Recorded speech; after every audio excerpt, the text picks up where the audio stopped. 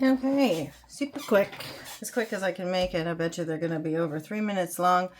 But we're going to find out in the spirit of the summer solstice what in particular each of the signs needs to do or embrace for their abundance in order to see more abundance in their life. And abundance can take on many different things, many different forms. It can be in the form of not just monetary, but in the form of, friends, family. It can be in the form of freedom. It can be in the form of peace, ease, things coming to you more freely in terms of, ideas and creativity. It can be a lot of different things. We're going to use the Tarot of the Enchanted Garden, as well as an oracle card from the Seed and Sickle Oracle. But we're going to use the Dawn guidebook. There are two different guidebooks that you can use depending on what the intent is of what you're trying to go after here.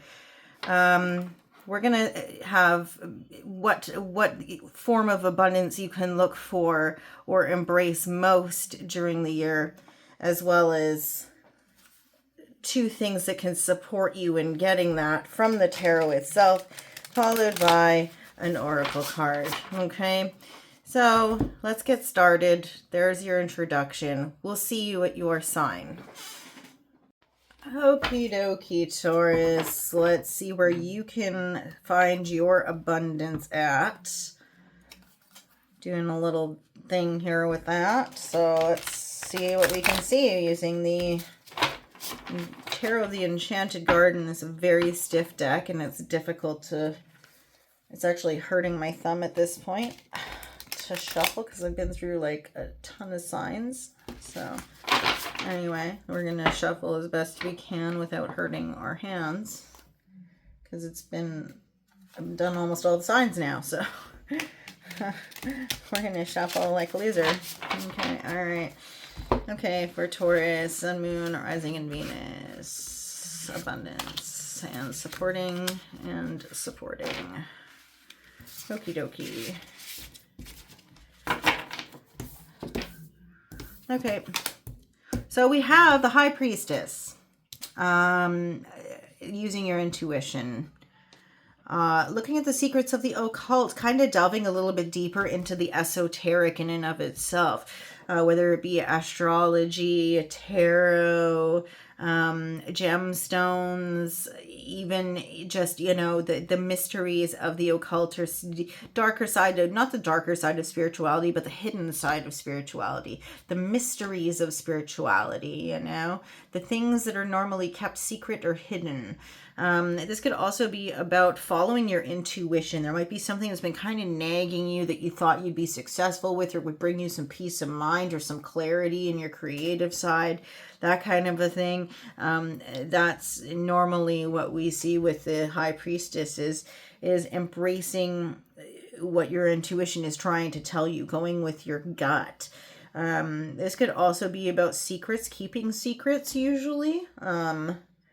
As opposed to secrets coming out. Secret surfacing would be if this was in the reverse. There could also be something that starts with a B or starts with a J, as far as an endeavor or a plan or a path that you were looking at following or studying, that could be of significance in this regard. Supporting energy for this, we have the Nine of Wands in the reverse. So letting your guard down, letting down previous assumptions or preconceived notions when it comes to stuff, not being so dismissive based on stereotypes and status quo, but being less defensive in general and not sitting in a victimhood mindset. Because remember, the Nine of Wands in the upright is normally a wounded warrior energy. It's somebody who, generally speaking, is hanging out behind a fence of wands, bitching and moaning about, the bandages on their head because they've been wrapped on the head a million times with sticks. All right. But this is about being a little bit more empowered, as opposed to sitting in that victimhood mindset. With it, we have the Three of Pentacles, which is about, you know, honoring the three aspects of self, mind, body, spirit. It could also be about making sure that those are in perfect symphony with each other, which is very appropriate for the High Priestess coming out here. It's going to also be about agreements between friends, pacts between friends, friendship. Maybe, you know, connecting with this through a friend who has a little bit more knowledge in the occult, but also can be about agreements between friends, a contract that has to do with three people, plans in between three individuals. But again, I think we don't pay enough credence with the Three of Pentacles about the three aspects of the self. And how to honor all three of those in perfect symphony.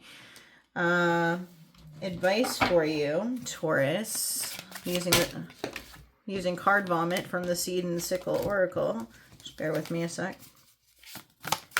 Using the Seed and Sickle Oracle, and I am going to read from the guidebook. I normally don't, but I've been kind of contemplating doing it because I feel like if we just always do intuitive instead, then we're kind of not really honoring what the authors put all the work into on these. So we'll use the one that popped out on us. Apple.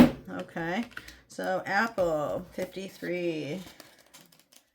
Oh, that was like one of the last cards. Okay. Not so long ago, you set out on a path with a goal in mind. Now, after all your hard work, determination, and passion, you're so close to completion that you can almost taste it. But a hitch has pushed you back a few steps, undoing some progress. Don't let frustration convince you to throw it all away.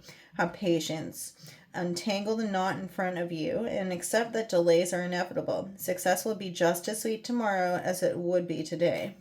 Okay, that's what I have for you, Taurus. If this made any sense to you, or you like this style of reading, want to see more in the future, give us a thumbs up, and we'll see you when we see you next. Okay, bye.